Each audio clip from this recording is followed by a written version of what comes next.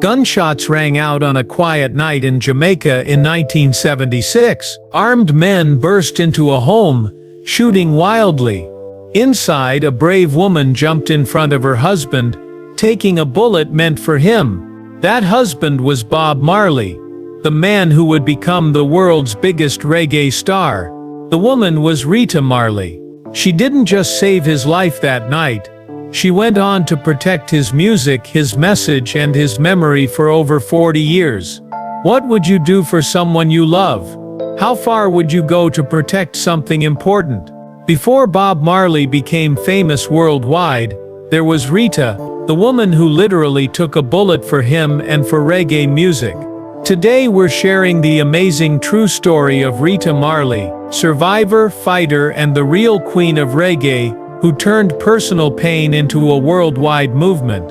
By the end of this video, you'll understand why Rita Marley might be the most important woman in music history that most people don't know enough about. Hit that subscribe button right now, because the story I'm about to tell changed music forever, and it might just change how you see the world too. Sometimes the most amazing stories are hidden in the shadows of famous people. Everyone knows Bob Marley as the face of reggae music, but the woman by his side, who survived being shot at, helped create new sounds, built a business empire, and kept his memory alive, doesn't get enough credit in music history. Today we're fixing that by telling you the incredible life story of Alpharetta Constantia Anderson, better known as Rita Marley. Born on July 25, 1946, in Santiago de Cuba, Rita's life began far from the spotlight that would eventually find her. Her early childhood happened during troubled political times in Cuba, forcing her family to make hard choices. When her parents split up, young Rita was sent to live with her aunt in Kingston, Jamaica, a twist of fate that would eventually put her at the center of a music revolution. Kingston in the 1950s and 60s was bubbling with creativity, political energy, and cultural rebirth. For Rita, music wasn't just entertainment, it was part of everyday life. Her voice, strong and special even when she was young, didn't go unnoticed. At just 14 years old, Rita amazed audiences on the popular Jamaican TV show Layman's Children's Hour, with her powerful version of the Lord's Prayer. This performance wasn't just beautiful, it was eye-opening, winning her first prize and planting the seeds of a music career that would last for decades. But Rita wasn't only focused on music at this point in her life. Being practical and wise beyond her years, she enrolled at the Bethesda School of Practical Nursing, training to become a healthcare worker.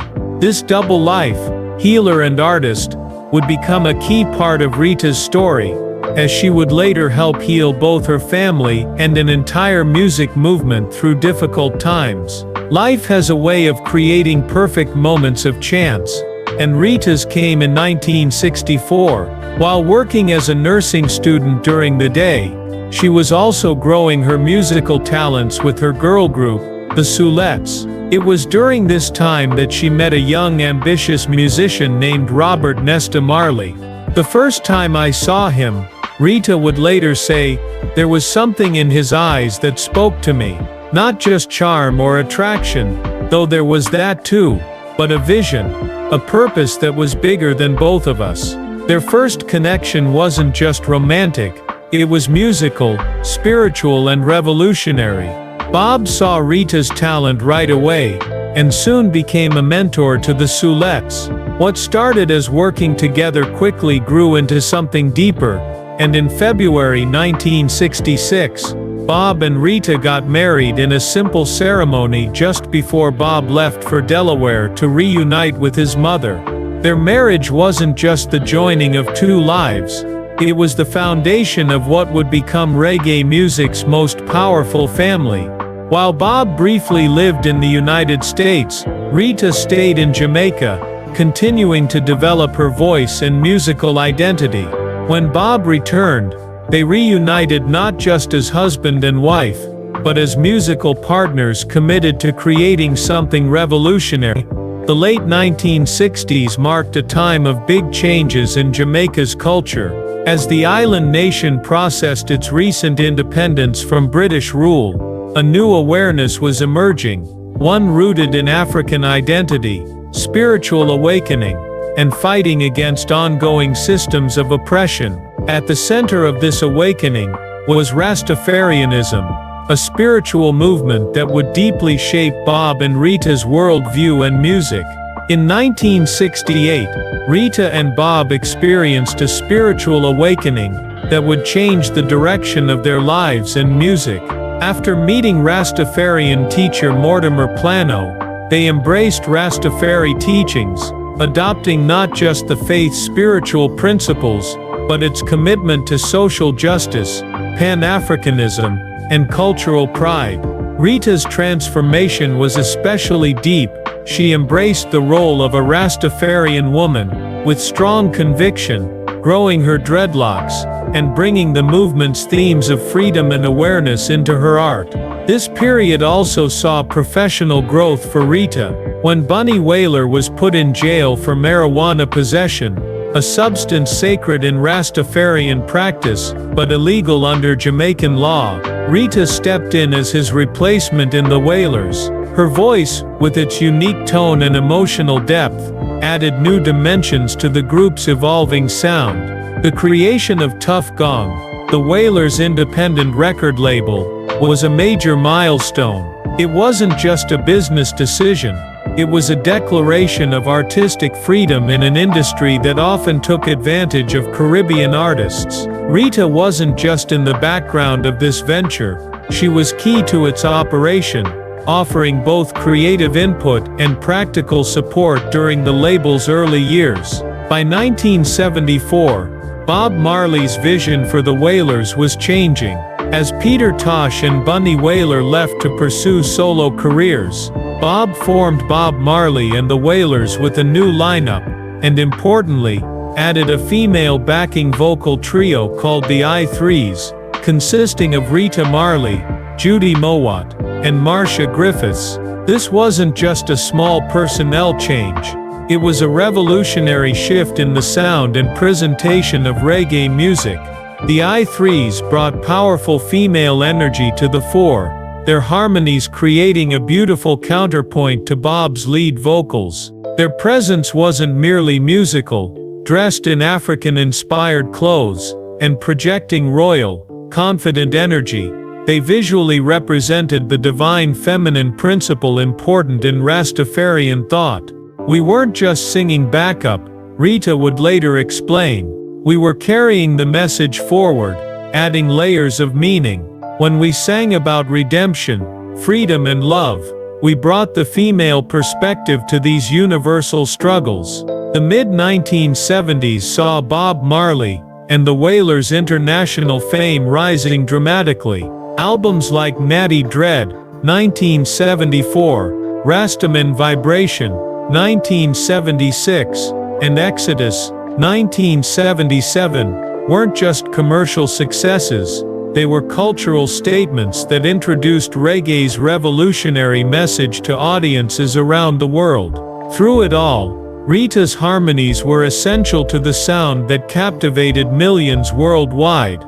But fame came with a price. As Bob's message of unity, resistance and spiritual awakening gained traction, it also attracted dangerous enemies. Jamaica in the 1970s was deeply divided along political lines, with violent clashes between supporters of the People's National Party, PNP, and the Jamaica Labour Party, JLP. Bob's attempt to rise above this division through music made him a target. December 3, 1976, a date that would test Rita's courage and commitment beyond measure. As Bob was preparing for the Smile Jamaica concert, meant to ease political tensions, 7 armed men stormed their home at 56 Hope Road. In the chaos that followed, Bob was shot in the arm, his manager was seriously injured, and Rita took a bullet to the head. The bullet lodged in Rita's scalp, missing her brain by just millimeters. Despite the trauma and terror of the attack, Rita's response was extraordinary. Rather than hide away, she doubled down on her commitment to their shared mission. "They wanted to silence us," Rita would later say, "but they only made our voices stronger." Indeed, less than 2 days after the attack, Bob performed at the Smile Jamaica concert with his arm in a sling, an act of defiance that became legendary. Less celebrated but equally remarkable is that Rita performed too, her head bandaged, refusing to let violence silence her voice or her message. This incident revealed something crucial about Rita Marley. She wasn't just Bob's wife or a backup singer. She was a woman of extraordinary courage, committed to music as a vehicle for change even when facing death. Following the attack, the Marleys temporarily moved to London, where Bob recorded the groundbreaking album Exodus, named by Time magazine as the album of the century. Throughout this period of exile and creative explosion, Rita remained a steadfast creative partner, her voice a constant presence on recordings that would define an era. While supporting Bob's skyrocketing career, Rita was simultaneously developing as a solo artist. Her first album, Who Feels It Knows It, released in 1975, showcased her distinctive voice and perspective, but it was her 1981 album, Who Feels It Knows It, that truly established Rita as a formidable artist in her own right. Then came the unthinkable. In 1977, Bob was diagnosed with acral lentiginous melanoma, a form of skin cancer that initially appeared under his toenail. Despite doctors advising him to amputate, Bob refused, citing his Rastafarian beliefs. As his condition got worse over the following years, Rita became not just his wife and musical partner, but his caretaker during his most vulnerable moments. When Bob Marley died on May 11, 1981, at the age of just 36, the world lost a musical prophet. Rita lost her husband, partner, and the father of her children. But in this deep grief, she found perhaps her greatest purpose, making sure that Bob's message and music would never be forgotten. After Bob passed, Rita would later reflect, "I had two choices: to collapse under the weight of grief, or to rise, and ensure that everything we built together would continue to grow and reach even more people. There was only one real choice." The years following Bob's death revealed Rita's extraordinary business smarts and vision. As the administrator of Bob's estate, she navigated complex legal challenges to secure the rights to his music and image. She established the Bob Marley Foundation, and transformed their former home at 56 Hope Road into the Bob Marley Museum, now one of Jamaica's most visited tourist attractions. But Rita wasn't content to simply maintain what already existed. She expanded the Marley brand into new ventures, including Tough Gong International, a comprehensive entertainment company including recording, distribution, and manufacturing facilities. Under her leadership, what began as a humble independent label grew into a musical empire. All while preserving Bob's legacy, Rita continued to build her own. Her 1982 single One Draw made history as the first reggae single to top Billboard's disco chart, selling over 2 million copies worldwide. The song, with its straightforward celebration of marijuana use as a spiritual practice, was banned in several countries. Yet another example of Rita fearlessly expressing Rastafarian beliefs in her art, despite potential consequences. Her albums throughout the 1980s and 1990s, including Harambe and We Must Carry On, showcased her evolution as an artist, incorporating elements of traditional African music alongside reggae foundations.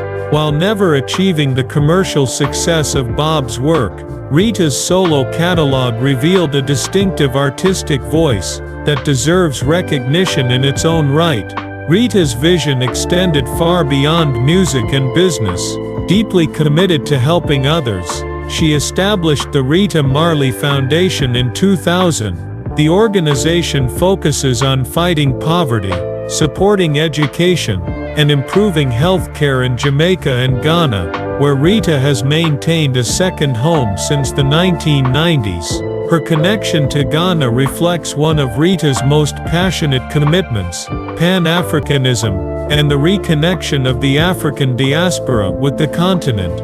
In 2005, she was granted Ghanaian citizenship and given the title, Nana Afua Adobia Adobia, recognizing her contributions to the nation's cultural life and development.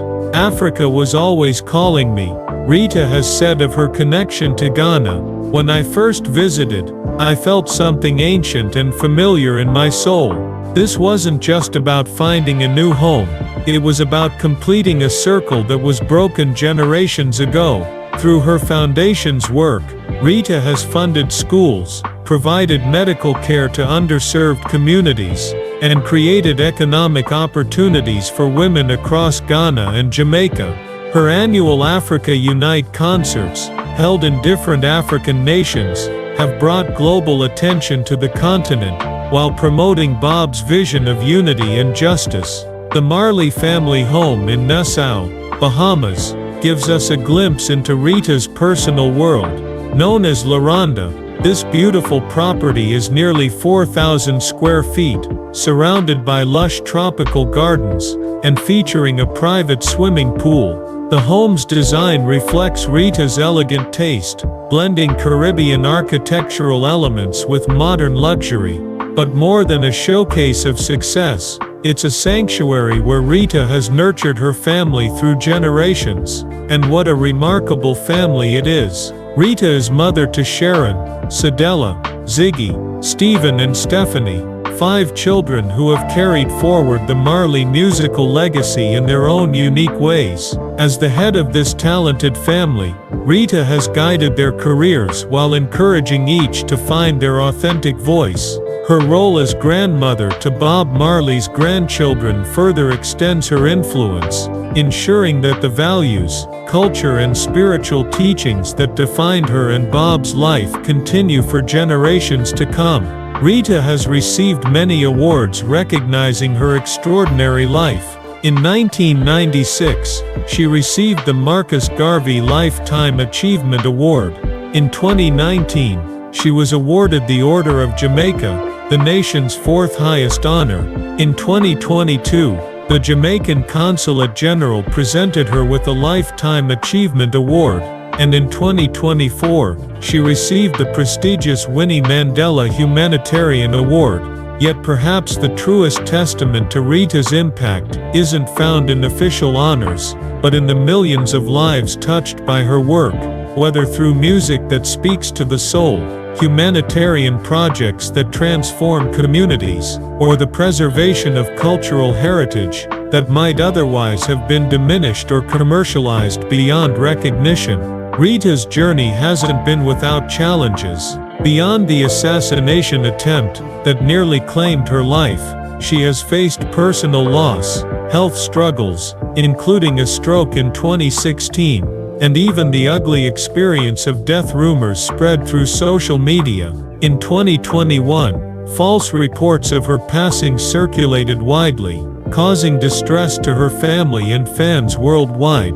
Through these trials, Rita has shown the same resilience that carried her through the darkest days following the attack at Hope Road and Bob's untimely death. Her faith, a unique blend of Rastafarian principles and personal spiritual wisdom, has remained her anchor. "Life will test you," Rita once said, "not to break you, but to show your strength. Every challenge is a chance to show what you're made of, to rise and to help others rise with you."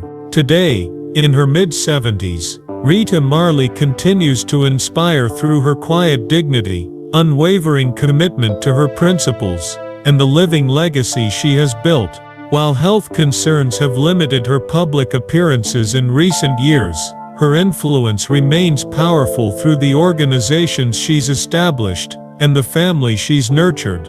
So what can we learn from Rita Marley's extraordinary journey?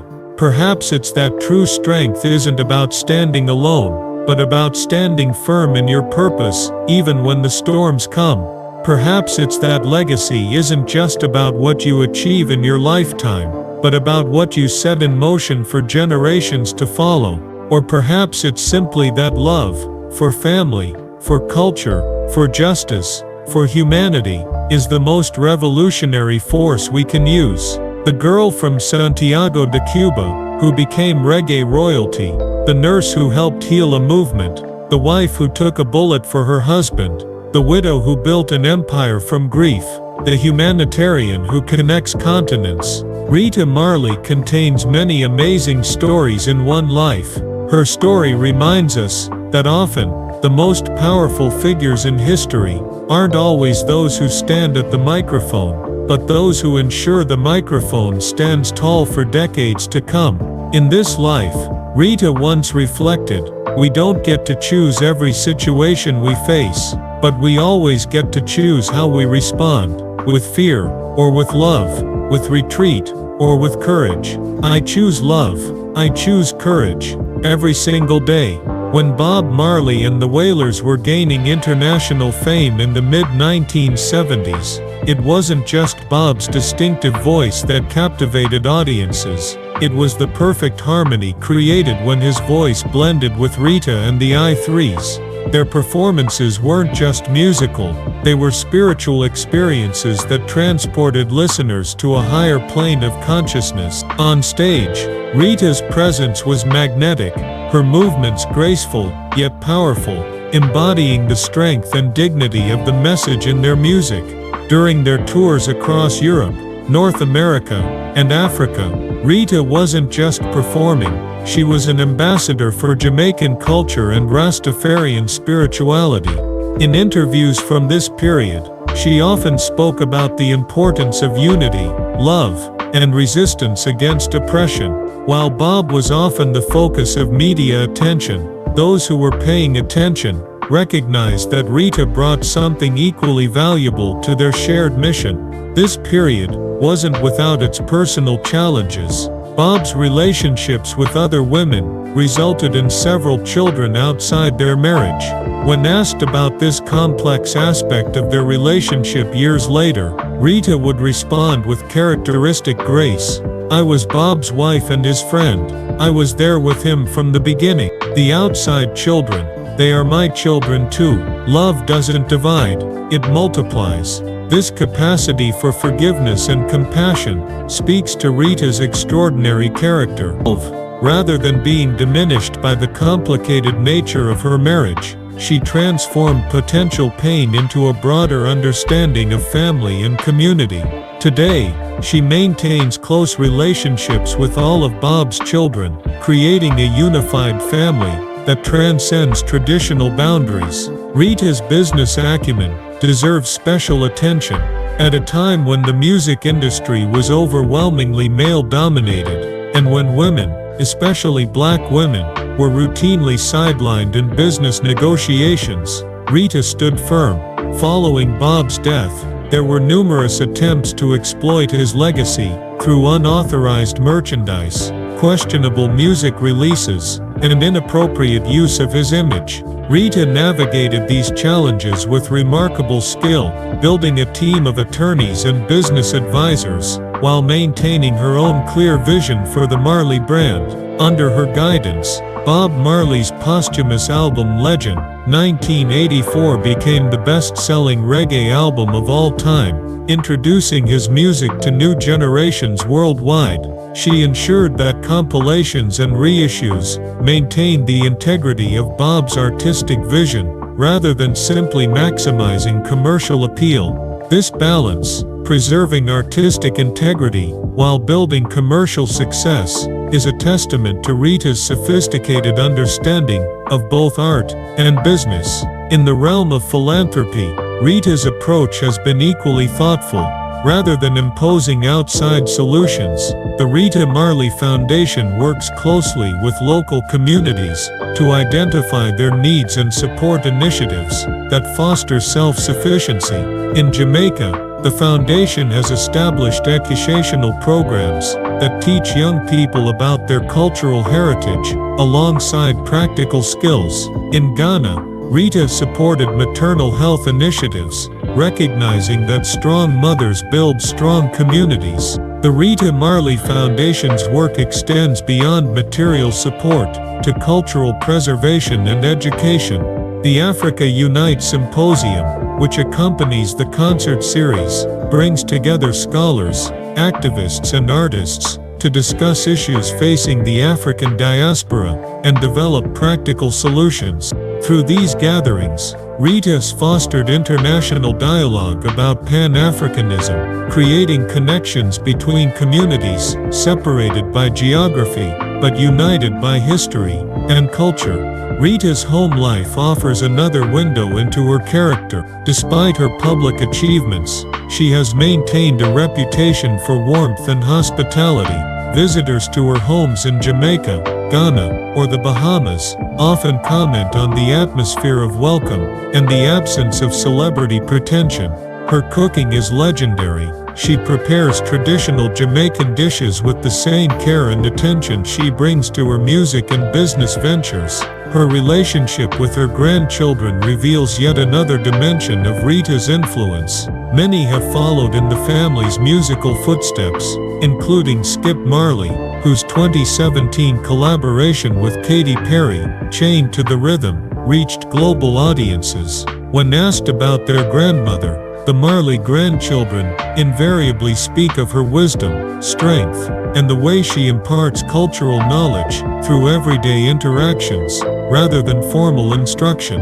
As we reflect on Rita Marley's remarkable journey from Cuban-born child to global cultural icon, perhaps what's most striking is her ability to transform circumstances that might have broken others into opportunities for growth and service. The assassination attempt that could have ended her life instead deepened her commitment to peace and justice. The loss of her husband, that could have defined her solely as a widow, instead revealed her capabilities as a businesswoman and leader. The health challenges of recent years that might have pushed her into bitter retirement have instead been met with dignity and continued purpose. In a world that often celebrates flash over substance and self-promotion over quiet integrity, Rita Marley stands as a powerful counterexample. Her life demonstrates that true impact isn't measured in headlines or awards, but in lives touched, cultures preserved, and values transmitted to future generations. If Rita's incredible journey has inspired you as much as it has me, now is the time to take action. Hit that subscribe button and notification bell right now, so you never miss another powerful story of resilience and triumph.